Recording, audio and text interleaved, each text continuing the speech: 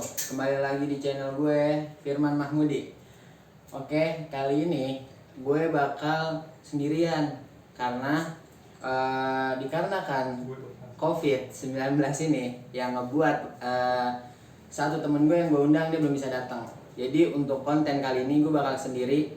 Sebenarnya gue agak berat sih buat speak up masalah ini, tapi nggak apa-apa. Gue bakal ngebahas tentang sisi pandang gue terhadap Ballon d'Or. Kenapa gue bakal ngebahas tentang Ballon d'Or? Karena banyak dari teman-teman gue dan yang lain ada keresahan gitu dalam hati, kayak ada apa sih sebenarnya di Ballon d'Or tuh? Di Ballon d'Or tuh kayak ada sesuatu yang ngebuat kita tuh kayak nggak memuaskan gitu tentang masalah pemenangnya. Yang menurut gue ini perlu gue bahas atau perlu gue angkat juga topik ini menjadi konspirasi Ballon d'Or. Jadi buat yang pengen tahu, stay tune terus, nonton sampai akhir, jangan di skip-skip, oke? Kenapa sih gue bilang Ballon d'Or tuh konspirasi? Terutama ya yang dalam hati gue yang menjanggal banget itu di 2 tahun 2009 dan 2010. Musim 2009 dan 2010 sama 2012 dan 2013 itu sih menurut gue ngejanggal banget sih dalam diri gue dan beberapa teman gue menjadi obrolan kita. Karena di 2009 dan 2010 Messi memenangkan Ballon d'Or, tapi dengan minimnya trofi atau trofi liga doang gitu, kayak dia cuman ya se-Spanyol doang. Tapi di Liga Eropa dia nggak juara 2009 dan 2010. Tapi dia menjadi top scorer. Yang ngebuat gue berani berbicara kayak apa dengan gol Messi ini bisa jadi pemenang Ballon d'Or.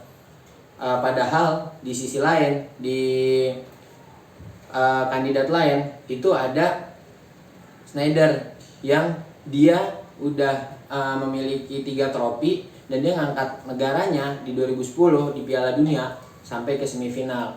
Ini menurut gue prestasi yang luar biasa, dan karena sepak bola itu adalah kerjasama tim, jadi menurut gue kita nggak bisa ngeliat dari golnya aja. Itu menurut gue. Jadi ya menurut gue ini kejanggalan gue, kayak Messi dapat Ballon d'Or tapi dianya juga minim prestasi atau minim trofi, tapi sedangkan Sneijder yang trofinya banyak, 3 trofi, dia nggak dapat apa-apa. Kadang kita suka mandang sebelah mata pemain tengah dan pemain bertahan, dan gue yakin semua yang nonton juga pasti agak berpikir sama seperti gue, kayak lo menganggap pemain tengah dan pemain bertahan itu kurang berandil besar dalam sebuah tim. Karena ketika dibutuhkan sebuah gol, pastikan yang berpotensi berat untuk mencetak gol adalah striker. Jadi striker lebih terlihat atau lebih cepat dinilai dibanding pemain tengah dan bertahan. Dalam hal yang sama juga di 2012-2013, sang king of the king sepak bola menurut gue, Cristiano Ronaldo, 2012-2013 dia ini nggak dapet piala apa-apa. Piala Liga nggak dapet, Piala Champion juga nggak dapet. Terus dia cuma mengangkat negaranya sampai ke playoff Piala Dunia 2014. Dan torehan gol juga nggak sebanyak Messi 2012 dan 2013 dalam kategori satu musim ya. Gue nggak ngitung dalam satu kategori 1 tahun.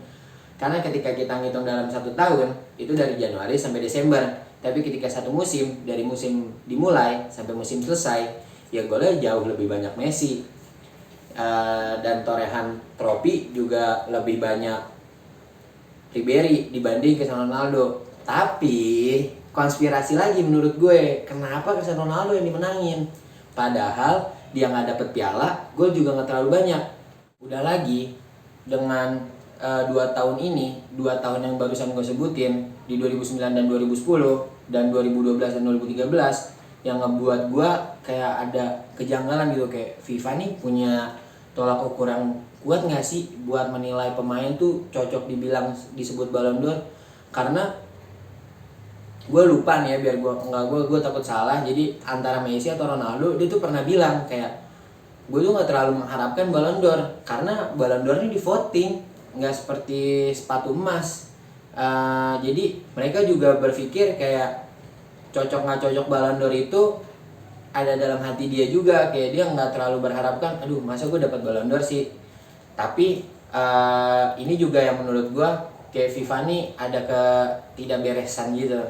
Tapi ini menurut gue, jadi kejanggalan di beberapa orang yang pernah gue obrolin sama teman-teman gue sesama-sama kita komunitas bola, kita tuh selalu menganggap kayak FIFA nih nggak punya tolak ukur yang kuat dalam kepantasan seseorang dalam memenangkan Ballon d'Or. Tapi ini menurut gue, ketika ada di kalian yang memiliki perbedaan pendapat atau kayak ya wajar lah man, Messi kan skillnya bagus di 2009 dan 2010, torehan golnya banyak. Iya, gue bilang torehan golnya banyak, tapi dari sisi trofi nggak sebanyak dan sekelas trofi Schneider. Dan 2012 dan 2013 juga kayak gitu. Ya wajar lah man, Cristiano Ronaldo mengangkat negara ke playoff 2014 Piala Dunia, piala bergengsi yang dimana orang tuh kamera terlihat semua pada Piala Dunia.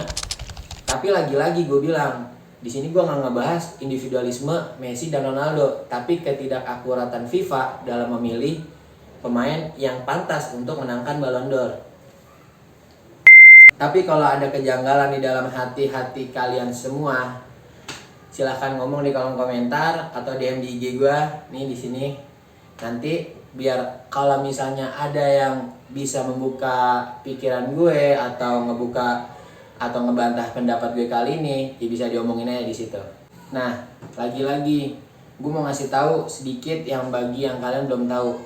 Jadi Ballon d'Or itu divoting oleh para jurnalis, para pengamat sepak bola, pelatih dan lain-lain yang dapat undangan dari FIFA untuk dia dapat wewenang memilih pemain yang ada di nominasi Ballon d'Or tersebut.